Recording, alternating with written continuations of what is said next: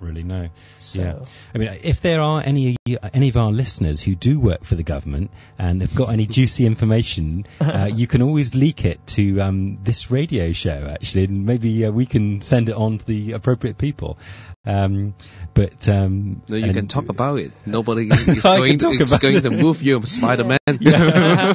We can talk about it. Yeah. And since Matt mentioned about that, I think another reason is that Hong Kong people used to newsmakers. They used to like to say, "Oh, I will sue you for libel." Right. Sue you this, sue you that.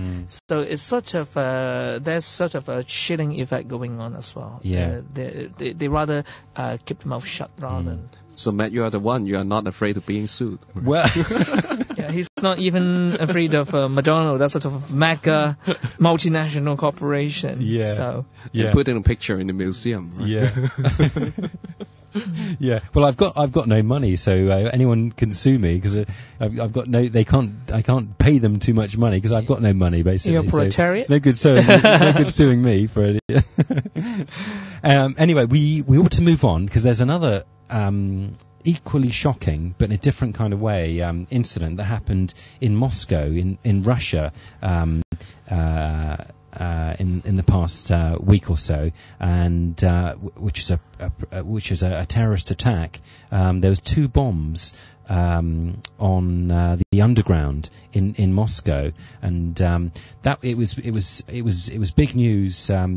Was it big news in the Chinese press as well? Yes. Was it front page news? Front page. It was as well, yeah. Because it was something different about it in terms of it was that kind of thing hadn't happened in Russia for quite a few years in terms of an attack, not just on the outskirts, but right, in the underground in Moscow. It conjured images, didn't it, to do with the like there was a tube attack in London and also Madrid, wasn't there, a few years back. And but obviously people, they think it was separatists from a region of Russia called Chechnya. So what are your thoughts on that, and does it affect this part of the world at all? I think after I found out this, I was planning to talk about this because I was the coordinator of this program. I watched a lot of YouTube videos about the Chechnya. Yeah, and then I saw a lot of video that they are supporting them on the YouTube, and I think is because maybe the people on the internet, they are against the hegemony, and I think what I could say is the monopolized capitalism in Russia, which controlled by maybe 1 or 2 men or 1 or 2 families and companies within Russian politics. And if the government did kill somebody, like for example 10 years ago, and then they say it will be they would have the peace forever, but however they got families. You can't kill everyone. Yeah. Even if you see a movie, you read a novel, there is always somebody escape from it, right? Yeah. I to be honest, I agree with you, and I have some sympathy in some ways for people. I've got to think carefully. I have some sympathy for the oppressed people in Russia. Not necessarily for terrorists, because I think you should never resort to terrorism, actually. Because I have to clarify, I totally disagree about the bombing. Yeah, right. Yeah, totally disagree. But, I agree with your point to do with the fact that the Russian government are, they are a nasty government. They're as bad, actually, as the government in mainland China, I think. In some ways, they're worse, actually, because in mainland China, for example, activists, there is some degree of law. They don't actually send a death squad to shoot people down in cold blood. They basically just throw them into prison, don't they, for 10 years or something. But in Russia, that is actually happening to human rights activists and journalists and there was who are getting shot in cold blood. There was a scandal like in a Japanese restaurant, right? A Russian spy was dead after eating sushi or something like that a few years ago. Yeah.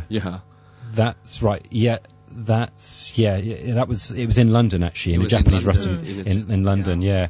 I mean, you can find all sorts of things like that. It's very strange. Right? They're nasty. In terms of the secret police in Russia are nasty. And so on. But I mean, the political situation, it seems like a frightening country to live in, doesn't it? Some of the stories you hear about it. But I mean, just going back to this particular attack, it was there was two. I mean, even more shocking actually. It was the two suicide bombers were women. Black widows. Black widows. And one was 17 and one was 20. One is a teacher. Is that right? According to the new development. So I think what's shocking is that.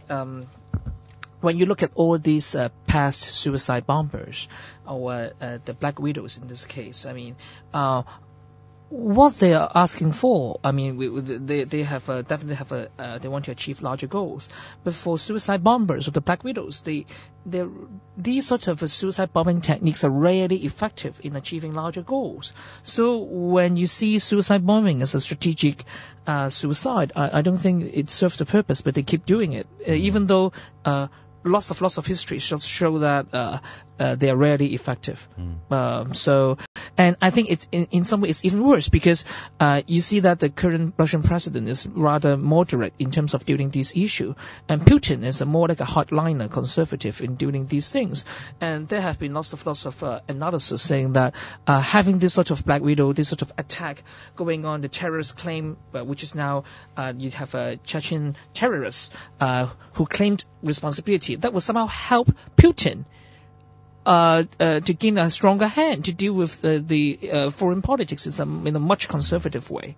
So I always have words for the activists. Whenever you are going to step over the line and being violent and become a terrorist, it's the same thing what Simon said before. You have to really think carefully about that. Yeah. It's just a line between. Absolutely. You have to think strategically. I mean, does it really serve your larger goals? Citizens.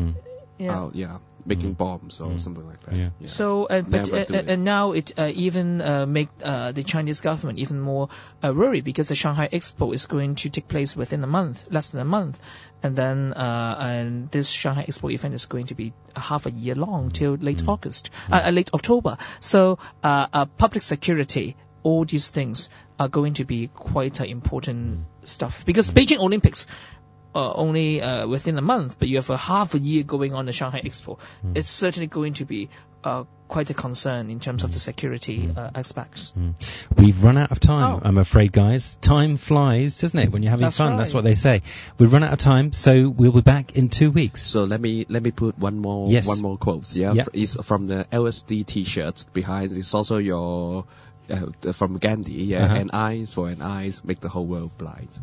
Thank you very much for that. On that note, we'll say goodbye. See you in 2 weeks. Thank you. See you. Bye.